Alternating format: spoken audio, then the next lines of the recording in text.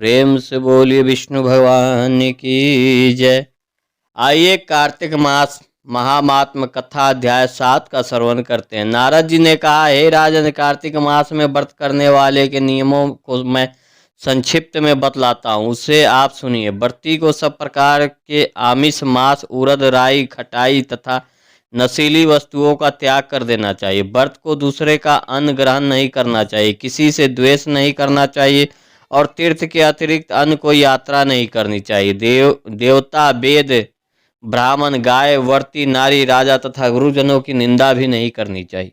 व्रती को दाल, तिल, पकवान और दान किया हुआ भोजन ग्रहण नहीं करना चाहिए। किसी की चुगली या निंदा भी नहीं करनी चाहिए। किसी भी जीव का मांस नहीं छूना चाहिए। पान, कत्था, चूना, नींबू, मसूर, बासी तथा झूठे अन्न का भी प्रयोग नहीं करना चाहिए। गाय, बकरी तथा भैंस के अतिरिक्त अन्य किसी पशु का दूध नहीं पीना चाहिए। कांस्य के पात्र में रखा हुआ पंचगव्य, बहुत छोटे घड़े का पानी तथा केवल अपने लिए ही पका हुआ अन्न प्रयोग करना चाहिए।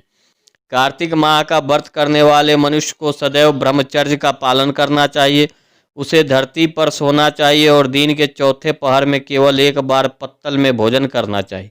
व्रती कार्तिक माह में केवल नरक चतुर्दशी, जिसे छोटी दिवाली भी कहा जाता है, के दिन ही शरीर में तेल लगा सकता है। कार्तिक माह में व्रत करने वाले मनुष्य को सिंघाड़ा, प्याज, मट्ठा, गाजर, मूली, काशी फल, लौकी, तरबूज इन वस्तुओं का प्रयोग बिल्कुल नहीं करना चाहिए।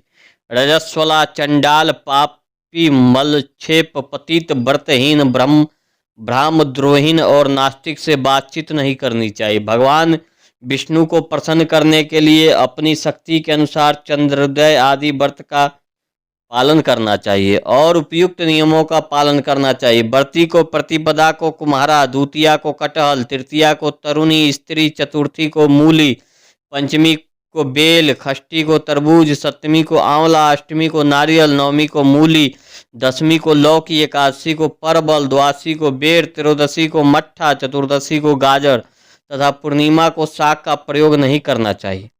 रविवार को आंवला का प्रयोग नहीं करना चाहिए। कार्तिक माह में व्रत करने वाला मनुष्य यदि इन शाकों में से किसी शाक का सेवन करना चाहते हैं तो पहले ब्राह्मण को देकर ग्रहण करें। यही विधान माघ माह के व्रत के लिए भी है। देवउठान एकादशी में पहले कही गई विधि के अनुसार नृत्य, जागरण, गायन, वंदना आदि करनी चाहिए। इसको विधि पूर्वक करने वाले मनुष्य को देखकर यमदूत ऐसे भाग जाते हैं जैसे सिंह की गर्जना से हाथी भाग जाता है।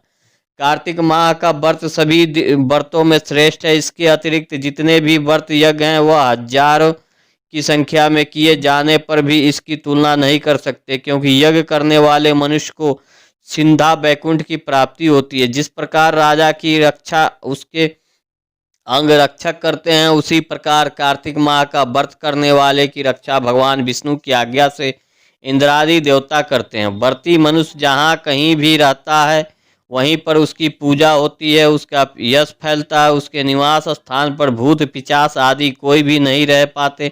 विधि पूर्वक कार्तिक माह का व्रत करने वाले मनुष्य के पुण्य का वर्णन करने में ब्रह्मा जी भी असमर्थ है। यह व्रत सभी पापों को नष्ट करने वाला, पुत्र पौत्र प्रदान करने वाला और धन धान की वृद्धि करने वाला। प्रेम से बोलिए विष्णु भगवान की जय।